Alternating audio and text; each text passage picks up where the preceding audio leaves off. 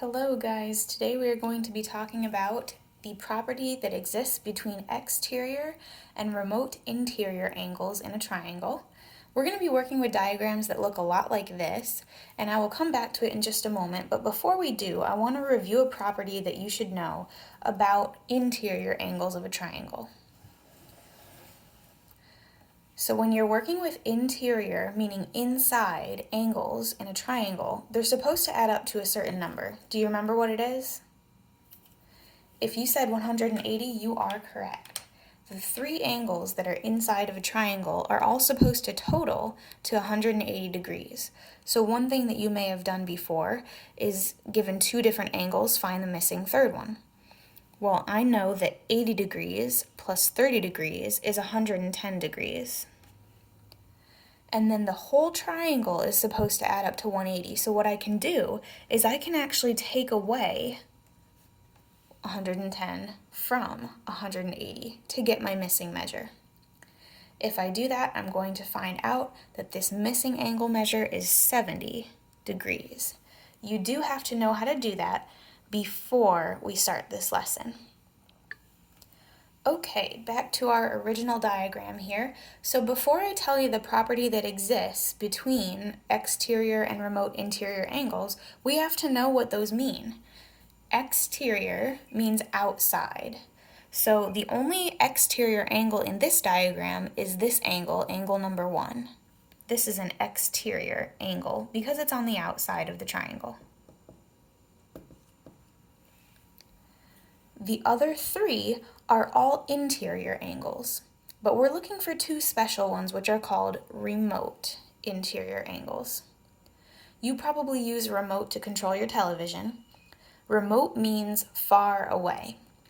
So when we're talking about using a remote for a television, we have to use it because we're far away from the TV. The same thing applies here. Based on this angle 1, which is an exterior angle, I'm looking for the other two angles that are far away from it or remote from it. So that would be angles 3 and 4.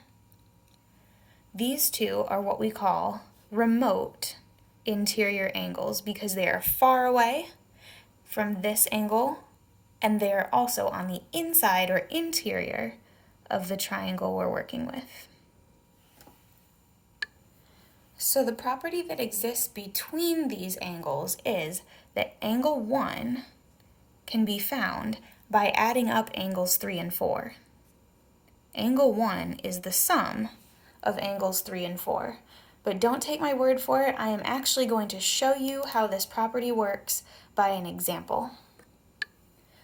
Okay, as you can see, I've now labeled angles 3 and 4 with some angle measures, and we're missing angles 1 and 2. So what we're going to do so that you can see that this really is true is we're going to find missing angle 2, and then we're going to use a property that we'll talk about in a second to find your exterior angle.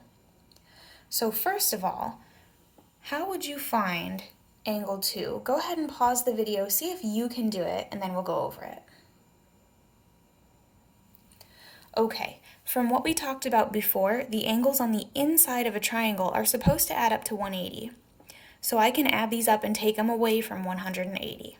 When I add 85 plus 65, I get 150 degrees. I'll do this over to the side here.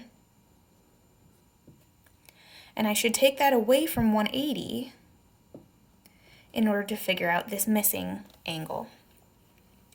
I should get 30 degrees. So that's simple enough. That's something that you've done before. Now, here's another part that you've done before from our lessons on supplementary and complementary angles. If you notice, this exterior angle here that we're missing is supplementary to this interior angle, the 30 degrees. They're supplementary because they lie on the same straight line. So that means that this angle plus this angle should be 180. So I should be able to take away 180 minus 30 degrees to get my missing angle there, and that would be 150. All right, just to double check that this property really does work, add up 85 plus 65 and see if it matches this. It should. Okay, I have two different examples that I want you to try using the property that we just learned. So remember that the exterior angle is the sum of the remote interior angles.